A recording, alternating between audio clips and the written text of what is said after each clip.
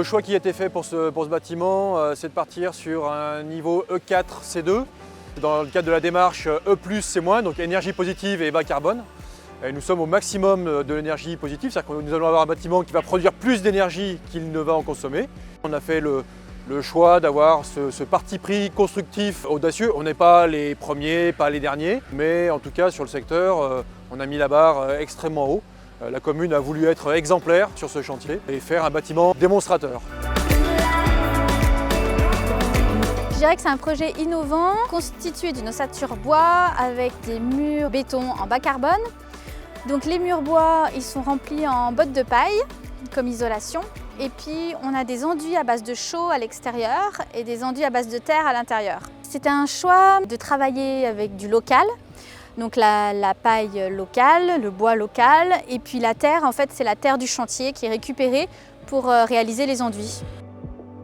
On est en cycle court, c'est-à-dire que la terre qui est utilisée pour faire ces enduits-là, elle était extraite du site et dans quelques siècles, s'il faut qu'ils détruisent cette classe, notre terre en tout cas, elle pourra retourner sur le site. On a toute cette conception écologique quelque part, mais on a également le confort des usagers.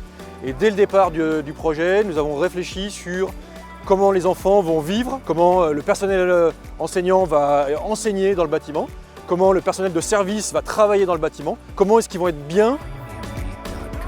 C'est une grande fierté de pouvoir travailler sur un bâtiment comme celui-ci. On a beaucoup de demandes déjà de visites, d'explications sur le biosourcé. On commence à être très sollicité et on va être sollicité au fur et à mesure. Mais ça nous permet aussi de nous montrer, Mairie de Trévoux, que nous sommes exemplaires, que nous pouvons faire des choses qui sont vertueuses. Et derrière, quand on va demander aux promoteurs, dans le cadre de l'écoquartier, d'être dans la même démarche que nous, on leur dira « nous on l'a fait, alors faites-le également ».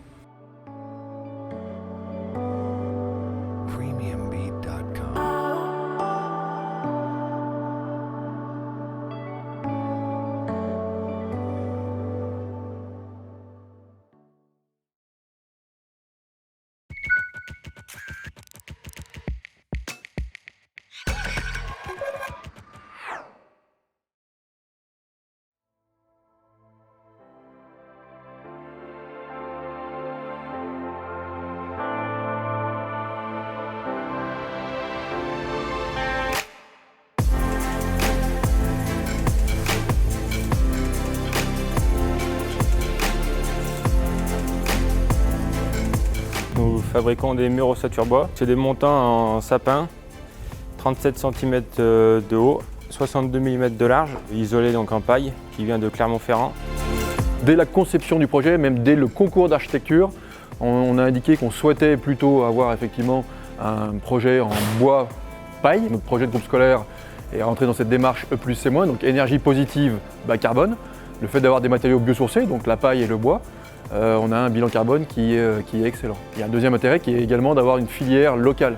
C'est-à-dire que la paille effectivement vient de Clermont, donc de la région, le bois est d'ici aussi. Toute la filière bois est organisée pour localement nous fournir ce matériau-là.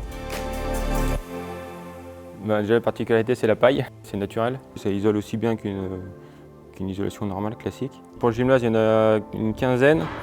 Et donc là, ça représente que pour le gymnase environ 550 bottes de paille. Et pour tout le chantier, il y en a autour des 5000.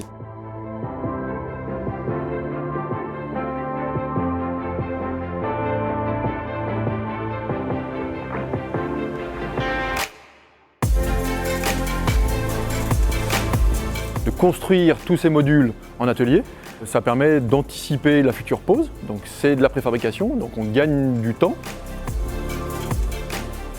Je vois pas d'inconvénient, honnêtement, si ce n'est la mise en œuvre qui doit être vraiment parfaite. La difficulté de faire rentrer les bottes de paille dans les caissons bois, il ne faut pas qu'il y ait de vide, sinon ça crée des ponts thermiques. Voilà, donc ça c'est vraiment la difficulté, c'est la mise en œuvre. Mais une fois que c'est fait, après c'est posé assez simplement, c'est un gros mécano, on vient assembler tous les panneaux bois sur les fondations béton et sur les murs béton. Et voilà.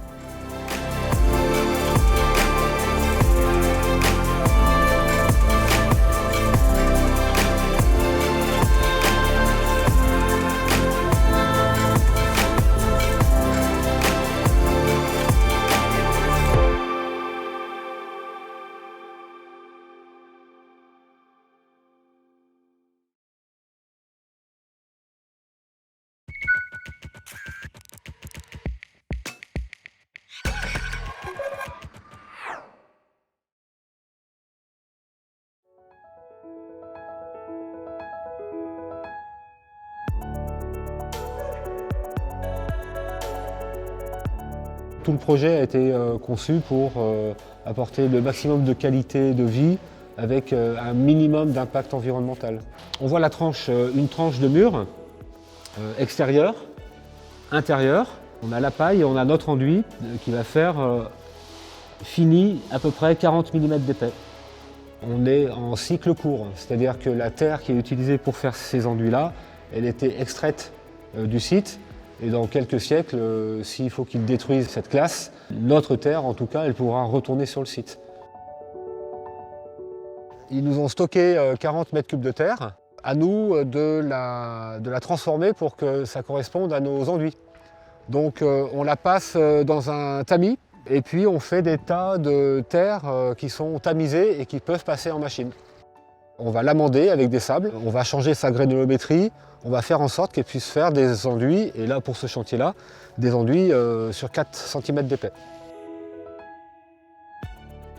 À cette échelle, c'est effectivement une première et la terre est assez sableuse, mais ça fonctionne bien. Hervé a mis au point une recette qu'on a validée avant dans la machine, et ça c'est mélangé dans ce qu'on appelle le malaxeur, cette partie-là de la machine, où on met de l'eau, mais il faut avoir la bonne quantité d'eau. Et si on met un petit peu trop d'eau, ça ne tient pas sur le mur, et s'il n'y a pas assez d'eau, ça ne passe pas dans la machine. On est sur des matériaux qui sont perspirants, c'est-à-dire qu'à aucun moment on ne doit arrêter la perspiration de la vapeur d'eau.